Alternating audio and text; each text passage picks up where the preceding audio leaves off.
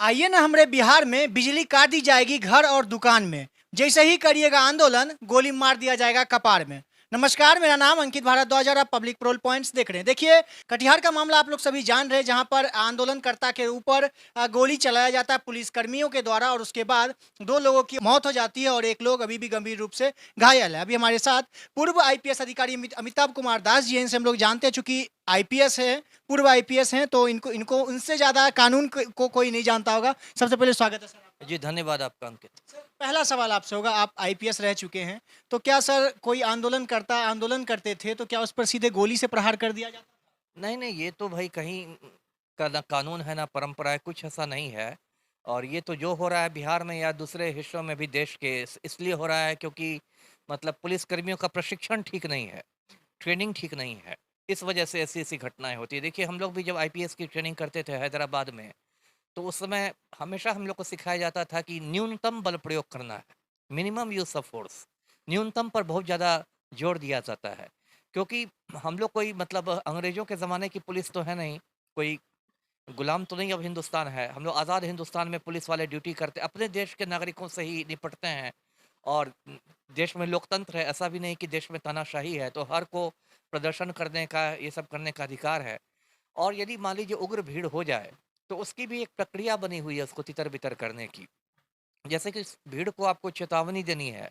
पहले बताना है कि मतलब आप तितर-बितर होइए, नहीं तो बल प्रयोग होगा। अब बिना चेतावनी के कुछ नहीं कर सकते। उसके बाद भी यदि नहीं भीड़ हटे वहाँ से, तो आप पहले आँसू गैस आपको चलाना है, टियर गैस।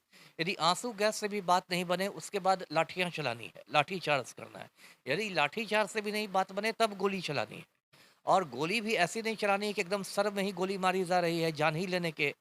आप पैर में भी गोली मार सकते हैं भीड़ को मतलब हटाने के लिए। लेकिन देखिए बिहार में क्या हो गया है कि पुलिस वालों की प्रशिक्षण की जो स्थिति है, ट्रेनिंग की स्थिति बहुत दयनीय है। सिपाहियों की बहाली होती है, थोड़ी बहुत खाना-पूरी होती है ट्रेनिंग के नाम पर और सीधे उन्हें ड्यूटी पर लगा दिया जाता है। तो ट्रेनिंग की कमी की वजह से उनको खुद नहीं पता है पुलिस वालों को कि उनको क्या करना है, कैसे करना है। यहाँ तक कि उनको मतलब टियर गैस से आँसू गैस छोड़ने का मतलब तरीका नहीं आता है। मैं कई बार वीडियो पर देखता हूँ टीवी पर देखता हूँ कि उसमें आँसू गैस चलाने का तरीका है कि जो आप चला रहे हैं जिससे उसको 45 डिग्री के एंगल पर रख के चलाइए, 45 डिग्री के एंगल पर रखा आता है, तब उसका गोला दूर जाके गिरेगा। तो ये पुलिस वालों को ट्रेनिंग ठीक नहीं है, तो कोई नीचे की ओर करके करता है, कोई बिल्कुल सामने की ओर, अपने आस-पास ही गिराते रहते हैं गोले। तो मतलब बहुत अजीबो-गरीब स्थिति हो गई है। वही स्थिति मुझे लगता है अब कटिहार की जो आप बात कर रहे हैं, दर्शकों को पता होगा कटिहार जिले में एक प्रखंड है बारसोई प्रखंड। तो बारसोई प्रखंड मुख्यालय पर वहाँ ग्रामीणों का प्रदर्शन हो रहा था बिजली संकट को लेके, बिजली उधर नहीं आती थी और पुलिस का कहना है कि भीड़ उग्र हो गई और उग्र हो गई तो पुलिस ने गोलियाँ चलाई, 3 लोगों को गोली लगी, 2 की मौत हो गई है। एक घायल है, हो सकता है उसकी जान भी नहीं बचे। तो इसी को लेकर अभी हो रहा, अभी मैं ऊर्जा मंत्री का बयान सुन रहा था, बृजेंद्र प्रसाद यादव का, सीनियर मंत्री हैं।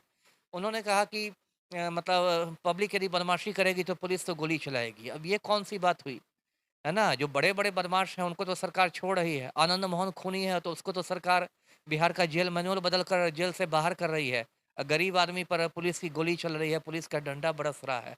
तो जो भी है वो स्थिति बहुत खराब है। अब देखिए दुनिया के दूसरे देशों में, पश्चिमी देशों में, यूरोप और अमेरिका में तो अब रबर बुलेट्स का ज़माना आ गया है।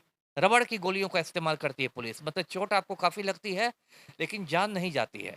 हिंदुस्तान में तो मैंने कहीं सुना ही नहीं कि कहीं पुलिस रबड़ बुलेट्स का इस्तेमाल करती हो। पुलिस के आधुनिकीकरण की बहुत बात होती है कि पुलिस को आधुनिक किया जाएगा, मॉडर्नाइज़ किया जाएगा। लेकिन मॉडर्नाइज़ करने में ना कहीं रबड़ बुलेट्स आ रहा है, ना वाटर कैनन आ रहा है। देखिए वाटर कैनन जो आता है जिससे पानी की बहुत तेज़ धार छोड़ी जाती है। आप बड़े-बड़े शहरों में देखते होंगे दिल्ली, बम्बई में पुलिस इस्तेमाल करती है वाटर कैनन का। वो सब भी मैंने बिहार पुलिस में इस्तेमाल होते नहीं देखा। तो अभी भी ये मतलब अंग्रेज़ों के ज़माने की पुलिसिंग चल रही है।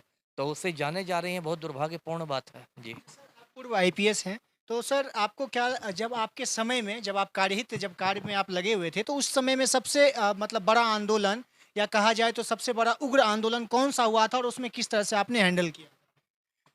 देखिए अब तो इस तरह बहुत सारे ये हैं अब फिर भी अब इसको सर आप कभी भूल नहीं सकते कि बहुत बड़ा वो आंदोलन हुआ होगा। हाँ, देवघर में भी हुआ था। देवघर में एक बार अतिक्रमण विरोधी अभियान चलाया जा रहा था, पटना हाई कोर्ट के आदेश से। उसमें दीवार गिर गई थी, एक बच्ची की मौत हो गई थी। उसके बाद वहाँ काफ़ी हिंसा हुई थी।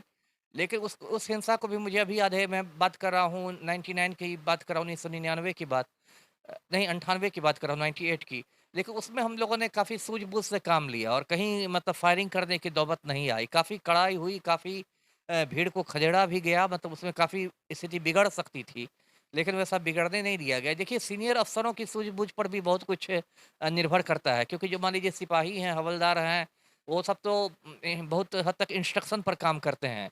मतलब सीनियर अफ़सरों के निर्देशों का इंतज़ार करते हैं, तो सीनियर अफ़सरों पर भी बहुत कुछ डिपेंड करता है कि वो कितना विवेकशील हैं, उनकी कितनी ज़्यादा मतलब बुद्धि काम कर रही है।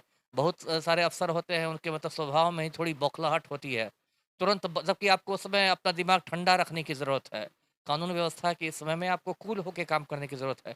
बहुत सीनियर अफ़सरों को भी मैंने देखा है कि बहुत बौखला जाते हैं और बौखलाहट में मतलब तुरंत गोली चलाने का आदेश देते हैं और इसमें जानें जाती हैं। जी। हम लोगों ने भी बहुत सारा आंदोलन कवर किया है और उसमें उस दौरान में हम लोगों ने देखा है कि पुलिस कर्मियों के द्वारा बहुत हद तक लाठी चार्ज में ही पूरा मामला शांत हो जाता है। जी। नहीं, लाठीचार्ज यदि देखिए लाठीचार्ज क्या, मैं तो आपको कहता हूँ कि उसके पहले भी आँसू गैस। हम लोग की ट्रेनिंग के दौरान जब पहली बार आँसू गैस की ट्रेनिंग हैदराबाद में दी जा रही थी, तो वहाँ आँसू गैस छोड़ दिया गया। उसके बाद हम लोग को कहा गया, हम लोग ट्रेनिंग में उस समय थे, उसमें के बीच से दौड़ने के लिए, मतलब जो आँसू गैस फैल गया था। और जब हम लोग दौड़े तो लग रहा था कि आँख में सुई चुभाई जा रही है। मतलब असहनीय पीड़ा होती है। मतलब आम आदमी तो बिल्कुल बौखला जाएगा।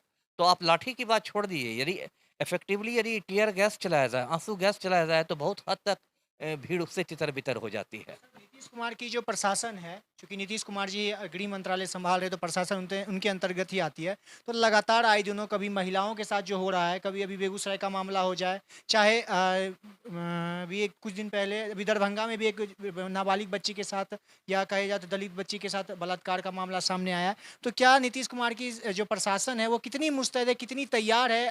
कहा जाता है महिलाओं के लगातार कुछ न कुछ नया-नया योजनाएँ निकालते रहते हैं, लेकिन वो कितने हद तक सही हो पाता है? नहीं, नहीं, महिलाओं के लिए क्या योजना है? अभी तो मान लीजिए कटिहार में 2 लोगों को मार दिया आपने, तो 2 महिलाओं को तो आपने विधवा बना दिया ना। तो कौन-सी योजना की बात कर रहे हैं? देखिए, पूरी ये जो सरकार है, मैं तो शुरू से कहता हूँ, ये माफिया राज चल रहा है बिहार में। आम आदमी पर सर्जिकल स्ट्राइक हो रहा है ना? नीतीश अभी अनंत सिंह का खुलेआम आतंक बेऊर जेल में चल रहा है। वहाँ जेल कर्मियों की पिटाई करवाता है, कक्षपालों की पिटाई करता है। नीतीश कुमार की औकात है अनंत सिंह को तिहाड़ जेल भेजने की? नहीं है औकात। अनंत सिंह के सामने डर के मारे दुबक जाएँगे। एक खूनी आनंद मोहन है, जिसने कृष्णैया साहब का खून कर दिया था नेशनल हाईवे पर। उसको जेल से बाहर निकालने के लिए नीतीश कुमार ने जेल मैनुअल ही बदल दिया, बिहार सरकार के कायदे कानून ही बदल दिए। तो नीतीश कुमार तो बस आनंद मोहन और अनंत सिंह जैसे माफिया सरगनाओं को मक्खन लगाते चलते हैं।